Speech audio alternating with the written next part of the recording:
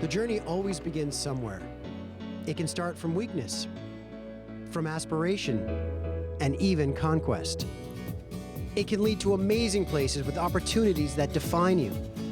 And that journey can bring you full circle, rekindle past dreams, and surround you with amazing people with incredible stories of inspiration.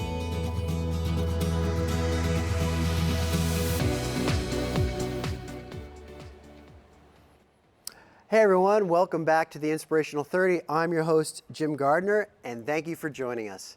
So this is the show where I get to sit down with some amazing people from all walks of life, and we just tell a story.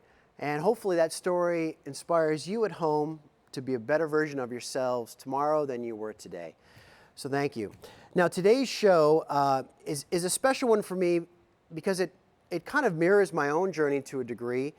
And I like it because my guest today was a woman who found herself at a certain point later in her life where she needed to kind of reassess her path, look inward, and then found the courage and the strength to pursue a different path. And I love that because in this day and age, you know, a lot of people are shackled by the notion of time, that we're getting older and we can't just walk away from this job and pursue maybe what we're destined to. So it is my privilege to welcome Diana Reyers to the show. Diana? Thank you so much. Thank you for having me. Thank you. So you are a retired authenticity coach. I am. A speaker and a writer. Yes. Storyteller and a writer. Storyteller Yes. and writer. Yes. So real quick, for our viewers at home, what is an authenticity coach? Right. So I actually coined that phrase. I don't know if anyone else is using it now, and that's great if they are, but I wanted to call myself an authenticity coach because it describes life coaching, but with a specific focus on being and showing up as an authentic person. So I support, or I did, I guess I still do in real life, but I support people to commit to their authentic self. I see. Their best self. Their person from the inside out. Okay. Yes. So you help them grow from the inside out, and then that in turn affects all areas of their life, right? Yeah, yeah. So it's important for them to find the clarity about who that is. So if we don't have the clarity about who that is, then we certainly can't show up that way. Fair enough. I agreed, 100%. Mm-hmm. So now, you are fairly new to the island. Yes. In the grand scheme of things, Yes. right? So you're from back east? I am. I'm from Ontario originally, Kingston, Ontario. Okay. Then moved to Kelowna 2 years ago, September, and then here to the island to Qualicum Beach. And you moved to lovely Qualicum Beach, where I live. Yes. Beautiful. It's gorgeous. And you came to write a book based on what you have been doing, and we're going to get into that, but just Yes. tell us a little bit about that real quick. Sure. It's actually a collaboration and a compilation of stories from the people that I've met throughout my life, mainly through my coaching, but also in other areas of my life, that had really amazing stories to share. And I'm a storyteller. I love sharing stories, and I've seen the impact that these stories have had on individuals as far as inspiring them to possibly take that step towards an authentic way of life. And so I felt that these other stories from other people, if we put them all together in a book, they could possibly support others to do the same. Absolutely. Mm-hmm. So let's hone in on that authentic Sure. word, because you fairly recently in the scope of your life started to go on your own authentic journey. Right. Right? And obviously the person sitting here today isn't the same person that was around not too long ago. So Right. let's go back into your genesis a little bit. Let's take us back a little bit, prior to you had your new life-defining moment, if you will. Sure. So, well, I was that crazy person. I was that person who worked 60 hours a week. I had a career that I thought was everything to me. It was the most important thing. Of course, I have a husband and children, and obviously they're very important. But beyond that, my job, I felt, defined me. I felt that if I didn't have that career and and the expectations that came along with it to perform and to succeed at it, I felt that I wasn't worthy, that I wasn't good enough. So, that then in turn brings along a whole scope of other things that create unhealthy patterns, stress, showing up as a person who is inauthentic. And when I say that, we're not, I wasn't doing it consciously. I really believed that that's who I was until I started to become ill. And I was diagnosed ultimately with rheumatoid arthritis, and I was suffering greatly, emotionally and physically. So your current life situation of the rat race, for Yes. lack of a better term, manifested itself in an illness. Yes. Right? Yes. And so, talk about that autoimmune disease. I mean, that illness. What were you laid up? What was the profound effect it had on you at that point? Right. So, I mean, initially it was physical because I was this person who was an athlete. I, got on my Nordic track every morning at 5 a.m. I did my 40 minutes. I got up. I made my shake. I was the epitome of the healthy person. But everything else in my life, when I put it all together, taking care of my children, being what I consider, and I say this humbly, a great mom. And my husband and I co-parented, and we did such a great job. But meeting all of these expectations, I just didn't have the physical and emotional capacity to maintain that. So over time, I had other signals. I had a couple of cancer scares. And then finally, it's like the universe is saying, you can't do this anymore. You need this final message. And this one's going to be a doozy. So the rheumatoid arthritis. And I was knocked down flat. And that took away my control, my power, I felt. But really, in the end, it was a gift to me because I couldn't do any of the things that I really wanted to do. I literally was pushing myself up the stairs on my rear end because I couldn't walk. So until I, got it managed with meds, which took some time, I was really in a place of devastation. But once I got through that, then I started to really reflect, and I chose to be mindful about why this had happened to me. I really felt that it wasn't just an unlucky thing. I realized that, my accountability and where that played a part. So there was definitely a catalyst for this in your life, and you knew there was a reason, there was something that caused this moment to happen, right? Yes. So on the flip side of that, that power, that knowledge that you gained, how did you then turn and start to figure out, okay, what do I have to do? What steps do I need to take to fix the situation? Right. So that's a really hard one because you really have to, that's the clarity piece. I mean, so at a late time in my life, 45-ish, I discovered that I had to actually get to know myself. I needed to introduce myself to Diana. Who is she? Right. Who is she without the job? Who is she without the kids? Who is she without the husband? Who is she without the house in suburbia and, what is the husband, the wife, all picket of fence, yeah. 2.3 kids, blah, blah, blah, So who right? am I Yeah. inside here Yeah. and inside my soul, for lack of another word, that's what I use, but who am I from my inside out? So, I'm a compassionate, kind, loving, talented, I'm creative, I'm all of those wonderful things, and yet I wasn't using any of those attributes or any of those, I call them values now, values characteristics. And so once I discovered those, I realized that I had been a fraud, and it was time to stop the self-deception and to step up and be this unique individual that I am, and how that could benefit the world and other people that I meet. That's a pretty profound statement to get to a point where you're able to call oneself a fraud, but I mean it's powerful. It is what it is. It is what it is. Yeah. So what I discovered is when we as people become real and raw, things change. Yeah. Yeah, for the better. Yeah. Oh, Yeah. 100%. You know, we push our ego aside. Well, ego is the enemy, right? It is. So, is it fair to say that you went on a mission?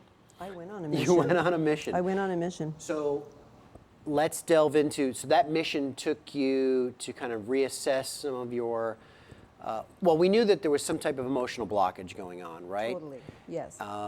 And that mission then maybe looked, how do you look to some childhood trigger points maybe? Yeah, for right? sure. So what's interesting about that is that, again, throughout my coaching, I've discovered with my clients that we often feel like we have these emotional blocks that are created by other people.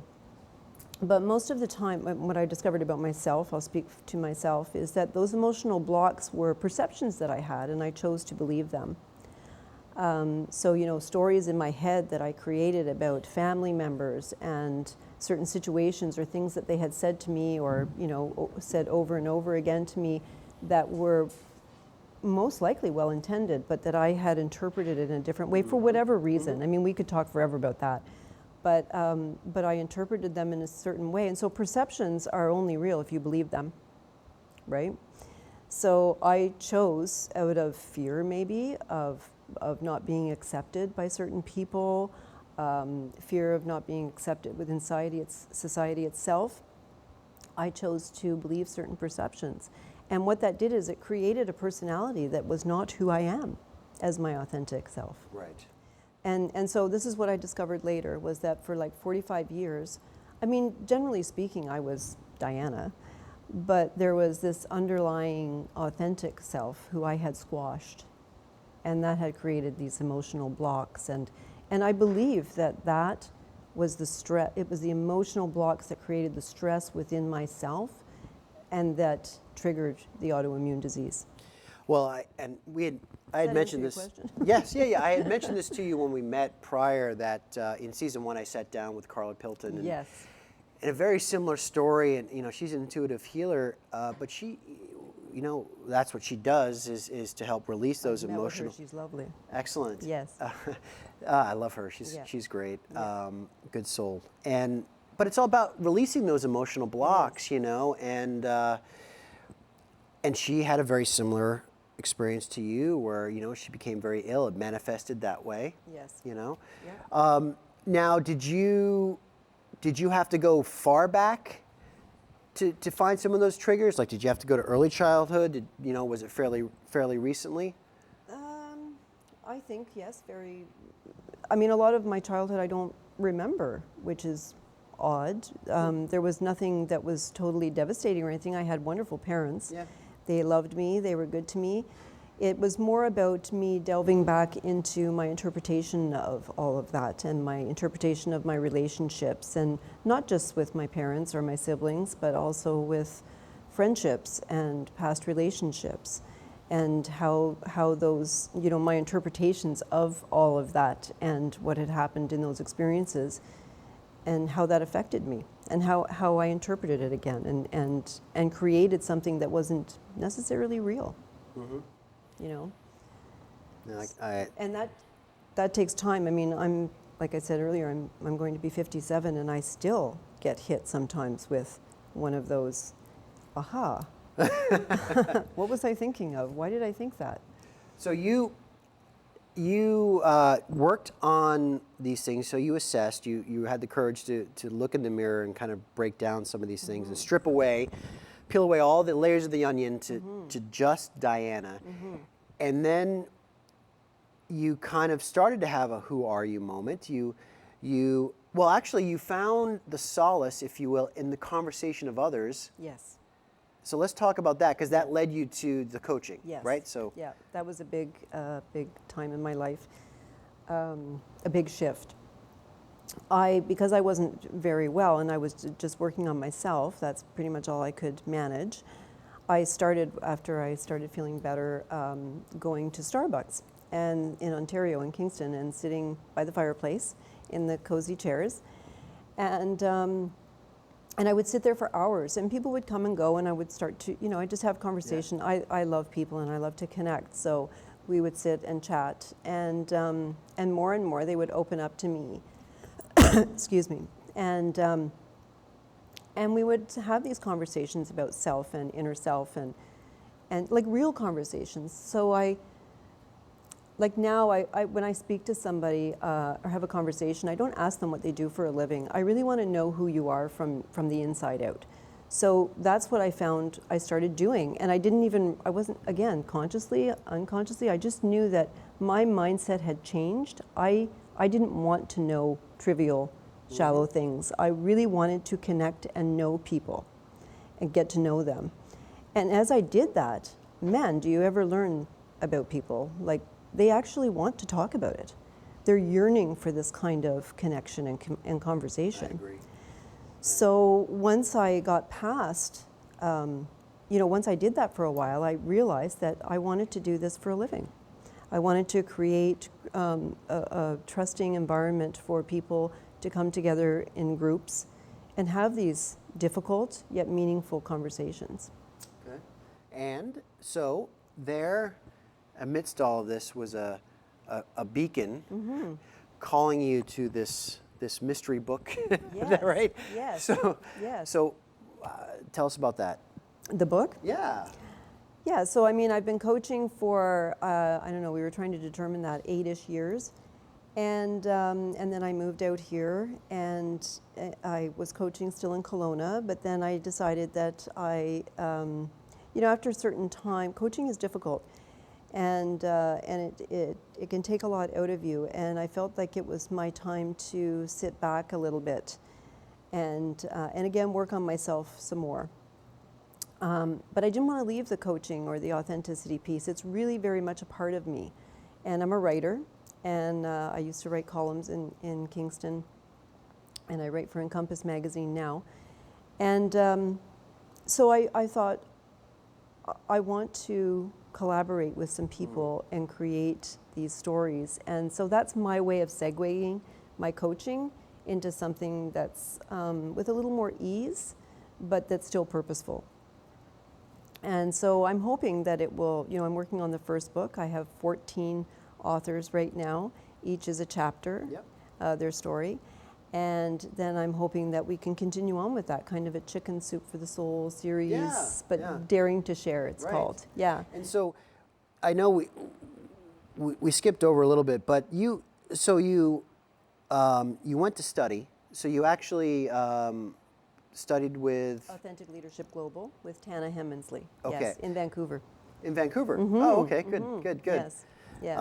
And so it wasn't like you just said, "Oh, okay, I'm going to start coaching people." I mean, you did the work. You went, you educated yourself, and really pushed yourself down that road.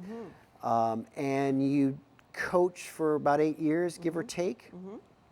And you started out mostly women. Yes. Right, but then it started to gravitate and encompass men, and right. Yes, because so I had a program that was 8 sessions long with groups, 8 weeks. And when the 8 weeks were over, they wanted more. Because once you start working on yourself and you commit to that, then you want more. So then I started working with individuals, and then the individuals would say, I need to get my husband in here. So then we would get the husbands in, and then we did groups with husbands and wives. And, you can take this work, you can do anything you want with it. I mean, so I really believe that I like working with women, I like working with men, but I think that we're human beings.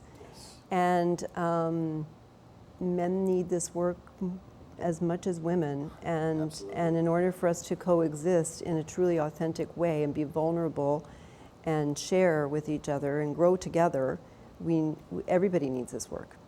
So that moved me to coaching and supporting human beings. I like that. Yeah. Great. Yeah, thanks. And so, with the move to Qualicum, actually prior to the move, and I think this is another testament to sometimes the unexpected journeys of life. It was right after your husband retired. Was it a week later? About a week later, He yes. was diagnosed with Parkinson's. With Parkinson's disease. Yes.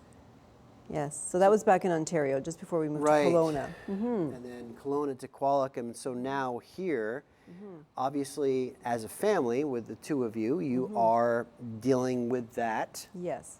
Which is part of why I'm retiring as well, to give us some ease together to cope with that, move through that process. And how is that process? I mean, obviously he's not here, but as a caregiver, which is, you know, a lot of times, when I sat down with Lyle in episode 1, he cancer survivor, and we talked about not enough attention is given to the caregivers. Right. You know, but is that challenging for you? Is it uncharted territory, obviously? Well, Hank is fairly fully functioning. I mean, he's likes to golf, and it's just in a different way. You know, he uses a cart and all that. And now it's not about the game; it's about being out there with his friends. So, just, you know, again, it's a shift in that way. But he takes a few steps forward and then takes a few back, and it's always, you know, his disease is progressing, and so that's a difficult thing for him. Sure. But yes, it can be difficult for me as well.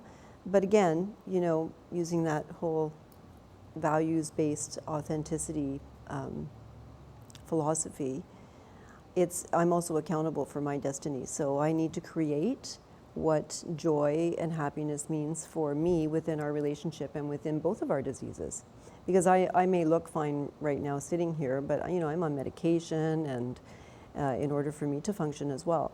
So the two of us work very hard together to make sure that we're both taken care of. And I'm very, very fortunate that he provided for our family financially, so that I have the ability to now, you know, say I'm retiring and make that choice. Yes. So I'm very grateful for that. There are many people out there that don't have that. So we are able to, we're a team. We work together. Yeah, yeah. I love that. We're there to help each other, support, and to be happy. So good. Whatever that looks like within, you know, life serves us good and bad. Sure. And I'll touch on that for a moment if you don't mind, because the positivity train that's out there, it's very lovely, but I feel like people get lost in that too, because they're not willing to accept that life can be bad sometimes. Oh, amazing. And that's the duality, right, and the balance. So yeah, acceptance of that. I couldn't agree with that more, and I wish we had more time to actually focus on that, because I think that is a huge thing. And maybe we'll do that on the behind the scenes, actually. Yeah, sure. You know? Sure. So we are going to wrap it up. I am going to end with 5 questions, but I do want to take a quick 30 seconds, and I know you're involved with the Dare to Share. Yes. What do we call it? Thank you for mentioning that. Storytelling. Storytelling, yeah. Right? And so we've put together a group of people that want to share their story, and it's kind of a night out. And so it's just ordinary people sharing semi-extraordinary, it's just everyday stories that they've encountered, and that are usually, you know, trials and tribulations, adversity that they had to work through. And it's the intention is to support people in the audience, to be inspired, you know, maybe, I've had that too, so they got through it, maybe I can too. And just to start them on their authentic journey, if you will. Just one step at a time. And I know that started in Qualicum, now it's growing to Nanaimo, and hopefully it's going to spread throughout the island. So that's but I'm amazing. Passing that off to, if I could mention that, to Scott DeFreitas, because of my retirement. And he's going to do it. I'm going to be totally involved in supporting him, and he's going to be fabulous at it. Good. Yeah, thanks. All right, well, I want to kind of give you 5 questions and make you think. Boom. What has life taught you so far? Life has taught me patience, 100%. Amazing. Okay. Patience. I need patience. I need to look for patience. It's, What's the one word that describes you best? Loving kindness. It's 2. You can hyphenate it. Slash. What's the one thing you wish your parents had told you?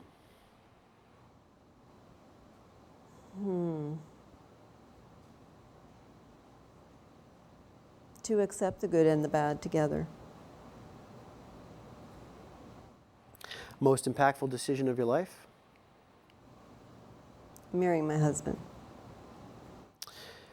So I know you have a daughter. Yes.